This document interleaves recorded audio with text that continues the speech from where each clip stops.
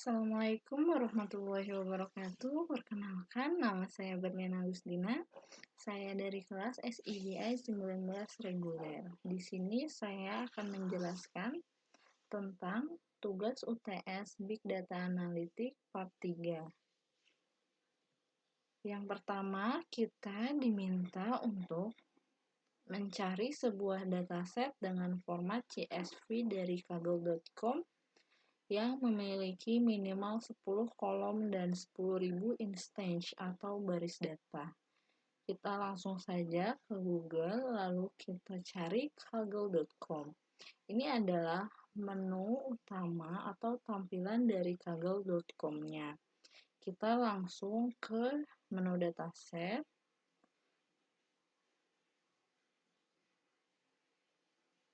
Lalu di sini kita akan mencari data apa yang ingin kita gunakan. Di sini misal saya menggunakan data penjualan.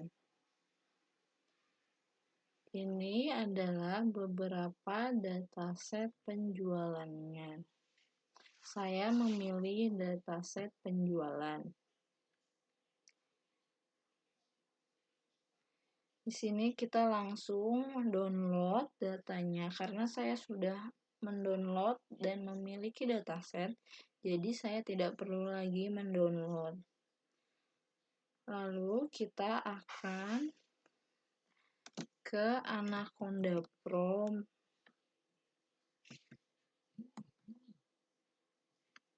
Di sini kita akan membuka Jupyter Notebook di dalam Anaconda Pro.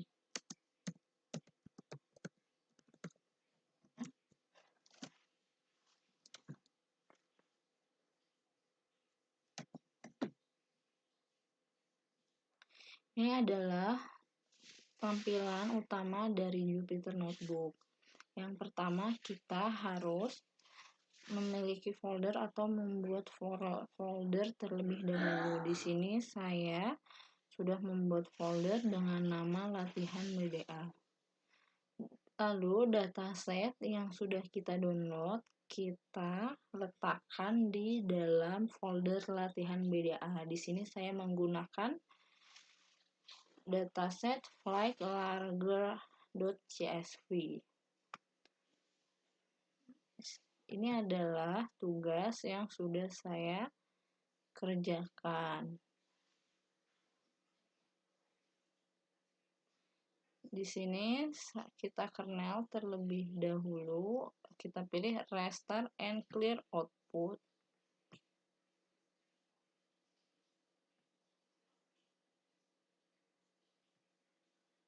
Yang kedua, perintah yang kedua itu import library yang diperlukan dalam tugas ini.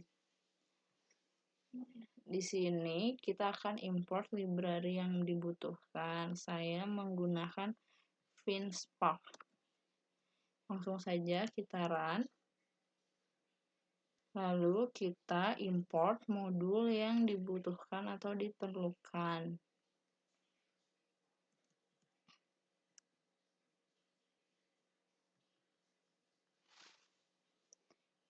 Ini lalu kita menampilkan versi dari Python dan PySpark di dalam komputer. Lalu kita run. Selanjutnya kita diminta untuk baca file yang didapatkan di nomor 1 dengan terlebih dahulu men-set atribut, nama file, tipe file, apakah menggunakan header, tidak menggunakan invert skema, separator yang digunakan.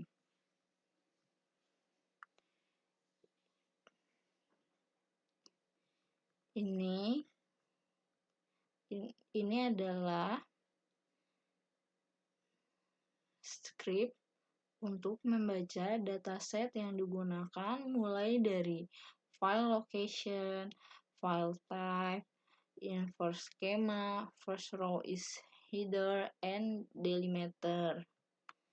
Kita run terlebih dahulu. Di sini saya menggunakan file location dengan dataset flagged-larger.csv.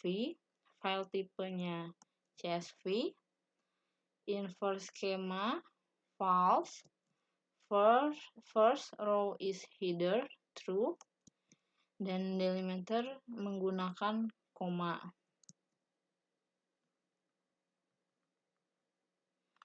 Lalu kita jalankan menggunakan df spark read format file type.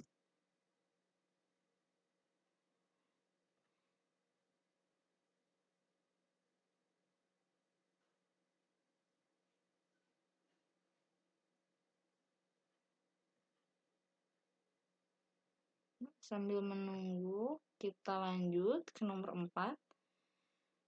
Di sini kita diminta untuk menampilkan metadata atau skema yang digunakan.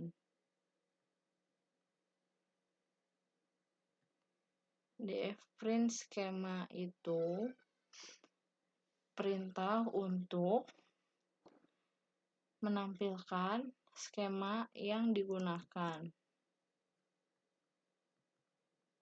Di sini terdapat moon string nullable-nya true, dom string nullable true. Di sini semuanya itu nullable-nya true dan juga menggunakan tipe data string. Terdapat moon, dom, do, career, flight, org, mil, depart, duration, delay. Di sini kita menggunakan type. Bedanya df print schema dan df the types itu, print schema itu ada keterangan nullable-nya. Kalau df the types itu hanya keterangan pada data atau tipe datanya.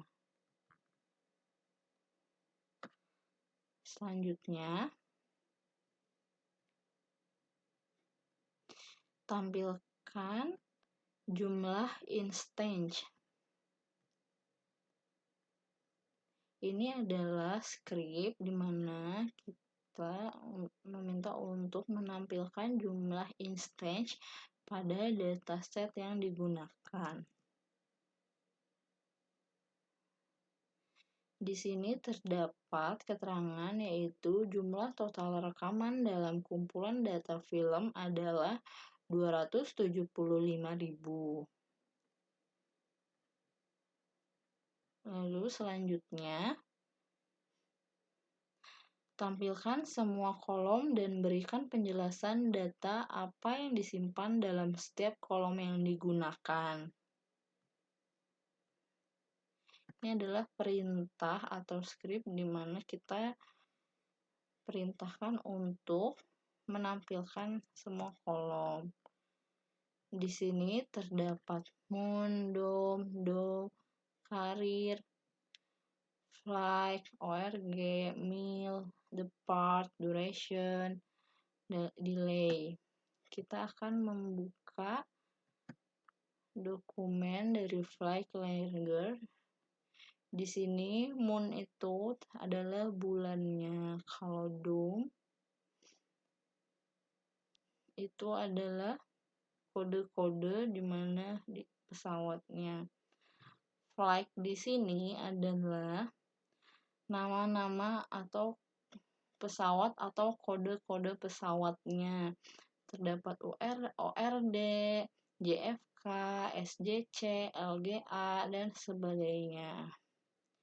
Di sini juga terdapat delay, di mana keterangan delaynya ada 27, NA, min 19, kayak gitu. Di sini juga terdapat duration, di mana duration tersebut itu adalah waktu atau jarak penerbangannya.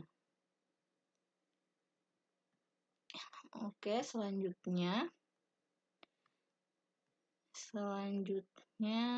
kita disuruh untuk pilih 6 kolom yang akan digunakan dalam proses selanjutnya. Simpan dalam sebuah list dan dengan menggunakan metode select. Pilih kolom-kolom ini.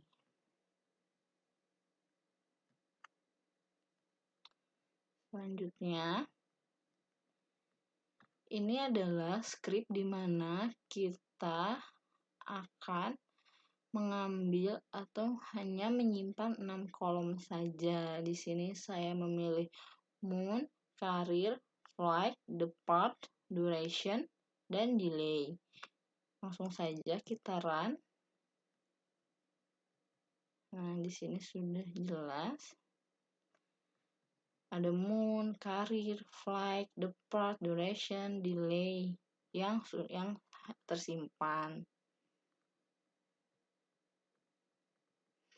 Yang tadinya itu ada 10 data, sekarang hanya 6 data saja yang tersimpan. Dan ini adalah data dari 20 teratas. Lalu selanjutnya kita diminta untuk cek missing value yang terdapat dalam dataset yang sedang diproses. Di sini ini adalah script di mana kita meminta untuk mengecek missing value yang terdapat dalam dataset yang sedang diproses. Langsung saja kita run.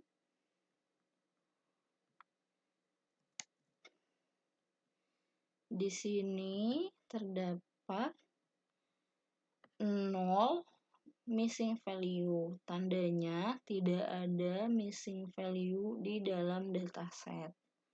Di sini juga terlihat keterangan apa saja yang terdapat missing value dan tidak. Di sini moon tidak ada missing value, career tidak ada missing value, flight juga tidak ada missing value, depart tidak ada missing value, duration tidak ada missing value, dan delay pun tidak ada missing value. Jadi terbukti bahwa dari ke-6 dataset tersebut tidak ada missing value.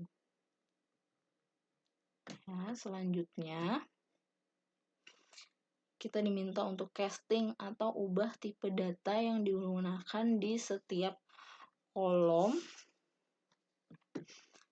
sesuai dengan tipe data yang disimpan. Di sini ini adalah script di mana kita mengubah tipe data yang digunakan di setiap kolom sesuai dengan tipe data yang disimpan. Langsung saja kita run. Di sini terdapat moon to date. Kenapa date? Karena moon di sini digunakan untuk tanggal, bulan, dan tahun, di mana moon tersebut adalah tahun. Karir di sini string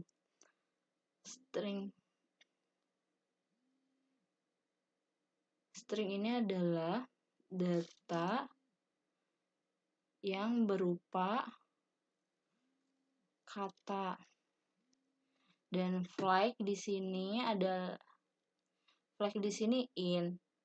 Terdapat flight, duration, dan delay itu in ya. In itu digunakan untuk menampilkan bilangan tanpa desimal yang berbentuk bilangan bulat atau tipe data numerik.